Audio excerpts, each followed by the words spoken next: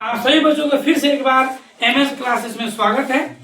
आज हम लोग एग्जाम मॉडल क्वेश्चन पढ़ेंगे जो क्लास 10th से केमिस्ट्री अर्थात रसायन शास्त्र से लिया गया है बाबू, जो कि 2026 में आने की संभावना का एकदम अधिक है। आप लोग केमिस्ट्री जो पार्ट 2 है अम्ल भस्म लवण चैप्टर से लिया गया है, जिसमें आज हम लोग पढ़ेंगे कुछ उपयोगी लवण के बारे में। लगभग आप लोगों का 6 उपयोगी लवण है। वो 6 उपयोगी लवण में से मेरे भाई बहन सब क्वेश्चन अनिवार्य रूप से आप लोग का 2 या 3 क्वेश्चन एग्जाम में पूछता है, इसलिए 6 लवण के बारे में आज हम क्या करेंगे तो अध्ययन करेंगे। जितना होगा आज उसके बारे में क्या करते हैं हम लोग अध्ययन करते हैं। ध्यान दीजिए, आज हम पढ़ेंगे मेरे भाई बहन सब साधारण नमक के बारे में। वह नमक जो नमक हम अपने घरों में प्रयोग करते हैं, साग सब्जी जो बनता है ना आप लोग घर पे, जो हम नमक का इस्तेमाल करते हैं वही नमक का साधारण नमक है। एग्जाम में पूछता है मेरे भाई बहन सब कोई भी लवण हो उसका रासायनिक नाम पूछेगा, रासायनिक सूत्र पूछेगा और बनाने की विधि पूछता है और लास्ट में पूछता है मेरे भाई बहन सब क्या था उपयोग। ये अगर 5 मार्क्स में आएगा तो सभी पूछेगा, अगर ऑब्जेक्टिव में आएगा तो केवल रासायनिक सूत्र पूछता है, और लघु में आएगा तो उपयोग भी पूछ सकता है और रासायनिक सूत्र भी आप लोगों को पूछ सकता है। तो आज हम पांचों के बारे में क्या करेंगे मेरे भाई बहन सब अध्ययन करेंगे। ध्यान दीजिए क्या कह रहा है। सबसे पहले साधारण नमक का रासायनिक नाम क्या है, तो अब इसका रासायनिक नाम क्या है, सोडियम क्लोराइड। क्या नाम है जी, सोडियम क्लोराइड। साधारण नमक का रासायनिक नाम क्या होता है, तो सोडियम क्लोराइड। रासायनिक नाम का अर्थ क्या हुआ कि बाबू जितने भी आप लोग का जो वैज्ञानिक है उन लोग को अध्ययन करने में क्या होता है आसान होता है, इसलिए किसी भी लवण को या किसी भी वस्तु का रासायनिक नाम क्या होता है अलग अलग होता है। ठीक उसी प्रकार से जो हम नमक खाते हैं वो नमक का रासायनिक नाम क्या है, सोडियम क्लोराइड। अगर बाबू उसका हम रासायनिक सूत्र समझेंगे तो उसका फॉर्मूला क्या होता है, NaCl। क्या होता है, NaCl।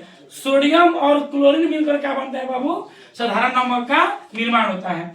अब हम समझते हैं अभी बनता कैसे है। जो सोडियम क्लोराइड है जो बाबू आप लोग का जो साधारण नमक है वो बनता कैसे है, तो बाबू बनाने की जो विधि है एक आप लोग का है प्रयोगशाला में अर्थात लैब में बनाने की विधि है जो बहुत महंगा है। जो क्या है मेरे भाई बहन से बहुत महंगा है, ये एक्सपेंसिव हो जाता है, इसलिए इसका प्रयोग अधिक मात्रा में नहीं होता है। लेकिन भारत देश में 95% जो बाबू साधारण नमक है वो कहां से प्राप्त होता है, तो समुद्री जल से प्राप्त होता है। इसलिए भारत में 95% जो बाबू नमक बनता है वो समुद्री जल से ही बनता है। मात्र जो 5% बाबू जो नमक है वो कहां से बनता है, तो प्रयोगशाला में अर्थात लैब के माध्यम से उसका क्या होता है निर्माण होता है।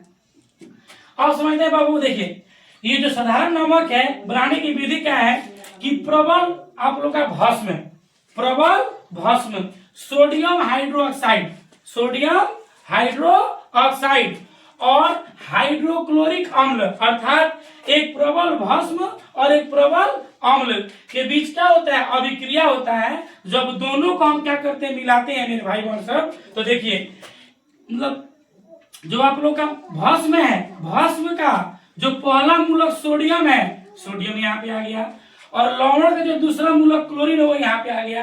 तो मेरे भाई बहन सब याद रखिएगा कि एक आप लोग का प्रबल भस्म और प्रबल अम्ल के बीच अभिक्रिया कराने पर क्या बनता है, सोडियम क्लोराइड अर्थात और जल भी बनता है, यानी कि सोडियम क्लोराइड प्लस H2O अर्थात आप लोग का सोडियम हाइड्रोक्साइड और हाइड्रोक्लोरिक एसिड के बीच अर्थात हाइड्रोक्लोरिक अम्ल के बीच अभिक्रिया कराने पर साधारण नमक का क्या होता है, तो मेरे भाई बहन सब निर्माण होता है। लेकिन केवल भारत में ये जो प्रयोगशाला विधि है, जो लैब विधि है, वो कितने परसेंट रहता है, 5%। लेकिन भारत में 95% बाबू जो नमक है वो हम समुद्री जल से प्राप्त करते हैं। अब वो कैसे प्राप्त होता है उसके बारे में क्या करेंगे अभी हम लोग अध्ययन करेंगे। ध्यान दीजिए, अब समुद्री जल से प्राप्त होता है कैसे, याद रखिएगा आप लोग कि जो समुद्री जल होता है वो प्राय लवणीय होता है अर्थात उसमें नमक की मात्रा होती है।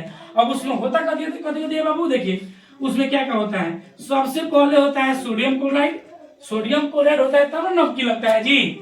आप लोग समुद्री जल को टेस्ट कीजिएगा कैसा लगता है, नमकीन लगता है।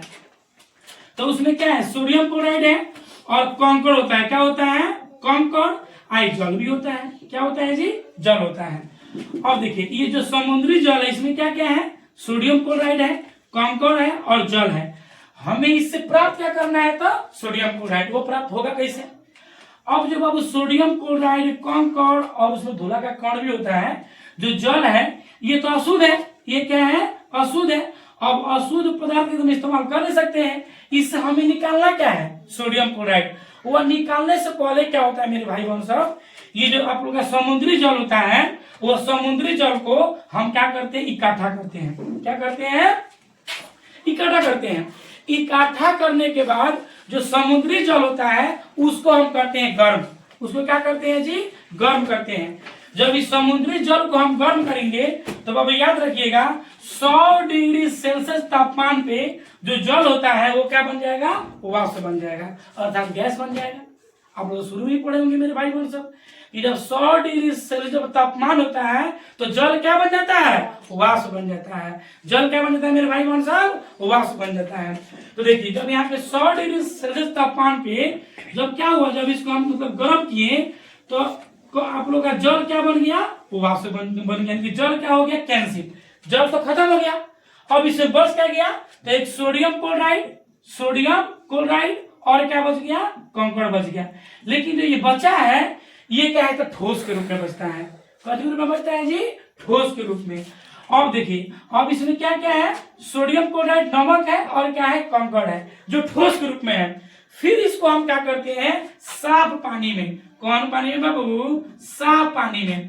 साफ पानी में इसको क्या करते हैं, मिलाते हैं। साफ पानी में इसको क्या करेंगे, हम लोग मिलाएंगे। जब साफ पानी में मिलाएंगे मेरे भाई बहन साहब, तो इस सोडियम क्लोराइड और कंकड़ को जब साफ पानी में मिला देंगे तो क्या होगा, साफ पानी में मिलाकर अब फिर इसको हमें क्या करना है, छानना है। इसको क्या करना है जी, छान देते हैं। जब इसको छानेंगे तो याद रखिए जो सोडियम क्लोराइड है वो जल में हो जाएगा विलयन। सोडियम क्लोराइड जल में क्या हो जाएगा, विलयन हो जाएगा, अर्थात पूर्ण रूप से घुल जाएगा। लेकिन जो कंकड़ है वो विलयन नहीं होगा, अर्थात जल में नहीं घुलेगा। और जब आप इसको छानेंगे तो जल के साथ क्या आ गया, सोडियम क्लोराइड। जल के साथ क्या आ गया जी, सोडियम क्लोराइड। और जो कंकड़ है वो क्या हो जाएगा, ऊपर चला जाएगा। यानी कि नीचे क्या आ गया, सोडियम क्लोराइड, और ऊपर क्या बच गया, कंकड़। कंकड़ को बाहर भी देंगे और यहाँ पे बच क्या गया, तो सोडियम क्लोराइड और क्या बच गया, शुद्ध जल। सोडियम क्लोराइड और क्या बच गया, शुद्ध जल। जब सोडियम क्लोराइड और शुद्ध जल बच जाएगा फिर उसको हम लोग क्या करेंगे, 100 डिग्री सेल्सियस तापमान पे क्या करेंगे, गर्म करेंगे। जब उसको हम लोग गर्म करेंगे मेरे भाई बहन सब, तब लोग बताइए जल क्या बन जाएगा, वाष्प बन जाएगा। तो जल क्या बन गया, वाष्प बन गया। जल क्या बन गया जी, वाष्प बन गया। जल चला गया ऊपर, बच क्या गया, सोडियम क्लोराइड। क्या बच गया जी, सोडियम क्लोराइड। इस प्रकार से मेरे भाई बहन सब हम समुद्र के माध्यम से हम नमक का क्या करते हैं, तो निर्माण करते हैं। अब जो नमक बचा है ये क्या है, ठोस रूप में बच गया। अब बहुत बड़ा से इसका आकार रहेगा, एकदम गोल गोल रहता है बाबू। अब इसको जो कंपनी होता है लोग, जो मतलब नमक जो बनाने वाली जो कंपनियां होती है वो कंपनी लेकर जाती है और इस नमक को कंपनी में क्या किया जाता है, आप लोगों का पॉकेट बनाया जाता है। और वही पॉकेट हमारे मार्केट में आता है, जो अपने घरों में उसका क्या करते हैं, तो इस्तेमाल करते हैं।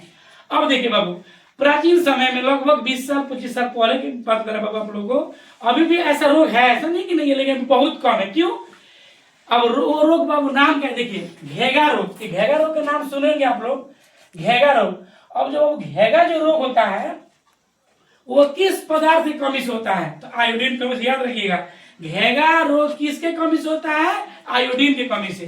किसके कमी से मेरे भाई बहन साहब, आयोडीन। क्या, आयोडीन की कमी, यानी कि एआई की कमी से। एआई की कमी से क्या होता था आप लोग का, घेगा रोग होता है। तो घेगा रोग को निवारण करने के लिए मेरे भाई बहन साहब, वो जो आप लोग का जो आप लोग का आयोडीन जो आप लोग का तत्व होता है उस हम क्या करते हैं, नमक में मिला देते हैं। तो होता है आयोडीन युक्त नमक। क्या हो जाता है, आयोडीन युक्त नमक। जब वो आयोडीन युक्त नमक हम क्या करते हैं, खाते हैं, तो हमारा घेगा रोग से हम क्या होते हैं, वंचित हो जाते हैं, अर्थात घेगा रोग हमारे समाज में या लोगों का नहीं होता है। अब देखिए, अब इसके बाबू साथ में क्या होता है, अब जो कंपनी होता है, जो कंपनी वाली हर्बल कंपनी लेकर जाएगा तो क्या नाम लिखवाएगा, हर्बल आयोडीन युक्त नमक लिखाएगा। क्योंकि हर्बल कंपनी उसको बनाया है। तो जो कंपनी बनाता है वो उस पर क्या करता है, अपना नाम लिखवाता है कंपनी को आगे बढ़ाने के लिए। अब समझते हैं मेरे भाई बहन सब कि जो साधारण नमक है उसका उपयोग हम कहाँ कहाँ करते हैं, कहाँ करते हैं पता है आप लोग को? देखिए समझाते हैं। इसके बाद उपयोग हम कहाँ कहाँ करते हैं। तो सबसे पहले अचार बनाने में, क्या बनाने में, अचार बनाने में जो सबसे अधिक लड़की खाती होगी, आप लोगों को पता नहीं चाहिए, मेरे भाई को सब ध्यान दीजिए। लड़की ना सभी लोग खाते हैं, जिसको खाना वो खाता है। तो सबसे पहले बार इसका प्रयोग कहाँ होता है, तो अचार बनाने में। दूसरा बार इसका उपयोग कहाँ होता है, साबुन बनाने में। और तीसरा बार क्या होता है, तो सब्जी बनाने में। यानी कि एग्जाम में क्वेश्चन पूछेगा कि साधारण नमक के उपयोग बताएं, तो सबसे पहले अचार बनाने में, 2 नंबर में साबुन बनाने में, और 3 में क्या लिखिएगा आप लोग, सब्जी बनाने में। हम उम्मीद करते हैं कि आप लोगों का समझ आया होगा। हम फिर नेक्स्ट वीडियो में लेकर आएंगे कास्टिक सोडा और अन्य सोडा के बारे में क्या करेंगे हम लोग अध्ययन करेंगे। जब तक के लिए धन्यवाद।